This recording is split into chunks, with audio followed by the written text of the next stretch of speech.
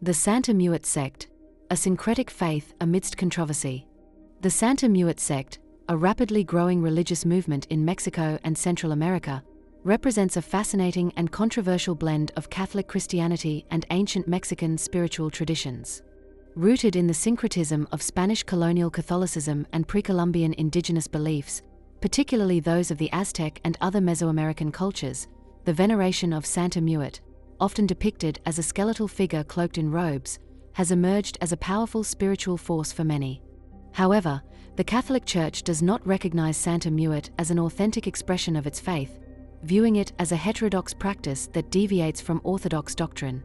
While the sect attracts a diverse following, particularly among the marginalized, the poor, and the disenfranchised, its association with criminal elements, including those who engage in the reprehensible practice of human sacrifice, has cast a shadow over its legitimacy and sparked widespread debate.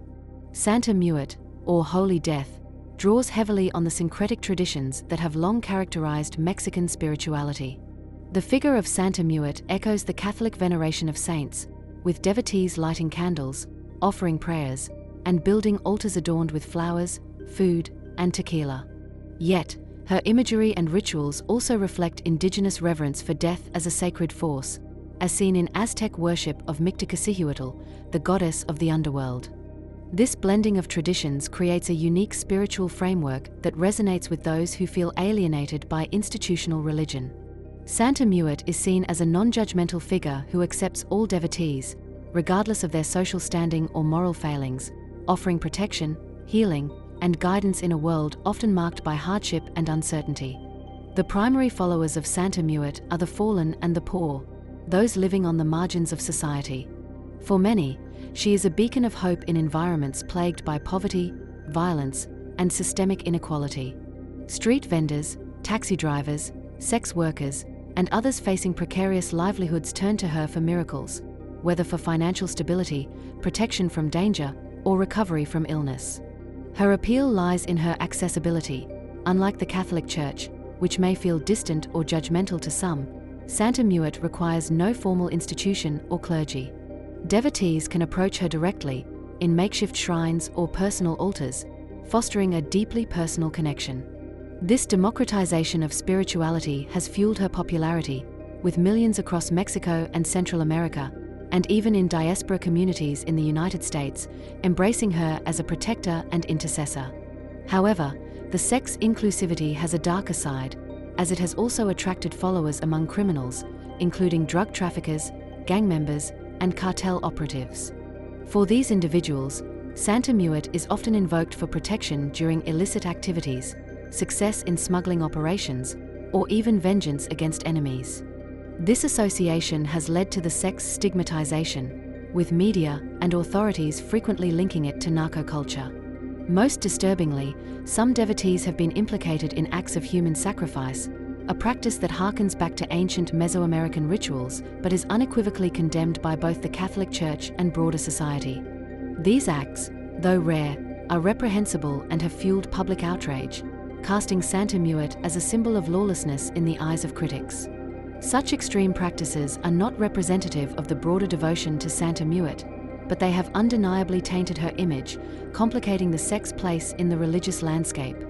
The Catholic Church's rejection of Santa Muerte further underscores the tension surrounding the sect. Church authorities view her veneration as a form of idolatry, incompatible with Christian theology, which emphasizes the resurrection and eternal life over the glorification of death. Bishops and priests in Mexico have publicly denounced the practice, warning that it risks leading devotees astray from authentic Catholic faith. This disapproval has done little to stem the tide of Santa Muerte's popularity. However, as many followers see her not as a replacement for Catholicism, but as a complement to it. For them, Santa Muerte fills a spiritual void that the Church, with its rigid structures and perceived elitism, often fails to address. The Santa Muerte sect embodies the complexities of faith in a region marked by cultural fusion and social struggle. For the poor and marginalized, she offers empowerment and solace, a divine figure who listens without judgment. Yet, her association with criminality and extreme practices like human sacrifice, though not reflective of most devotees, has made her a polarizing figure. The Catholic Church's refusal to recognize her as legitimate highlights the ongoing clash between institutional religion and grassroots spirituality. Ultimately, Santa Muerte's enduring appeal lies in her ability to adapt to the needs of her followers, providing a sense of agency and hope in a world where both are often in short supply. While her sect may remain controversial, it is a powerful testament to the resilience of syncretic traditions and the human search for meaning in the face of adversity. Yet, the sect's inclusivity has a darker side. Criminals, including drug traffickers and cartel members, also venerate Santa Muerte, seeking her aid for illicit activities or vengeance. Most disturbingly, some devotees have engaged in human sacrifice, a practice rooted in ancient rituals but universally condemned today. These reprehensible acts, though rare, have linked Santa Muerte to narco-culture in the public imagination, tarnishing her image and fueling controversy. This shadow side is not unique to Santa Muerte or Mexico. Every culture, from India's agori practices to Japan's historical fascination with seppuku, has its darker spiritual streaks, traditions that embrace the macabre or extreme. These paths, while culturally significant, often lead devotees away from the universal principles of compassion and morality. The Catholic Church's rejection of Santa Muerte highlights this tension.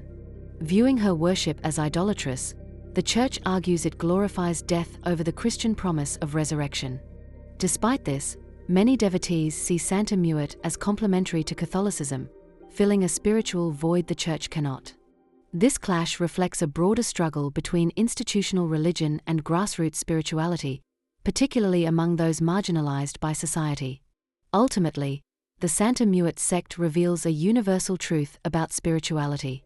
While every culture has its darker traditions, those seeking true spiritual elevation are better served by paths that emphasize morality and goodness.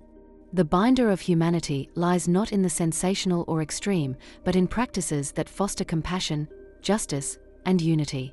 For all her appeal to the disenfranchised, Santa Muerte's association with crime and sacrifice serves as a cautionary tale.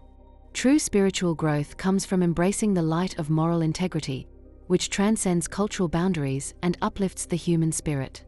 If you are interested in learning more about the secrets of the soul and mysticism on Earth, subscribe to our channel so you don't miss out on our latest content.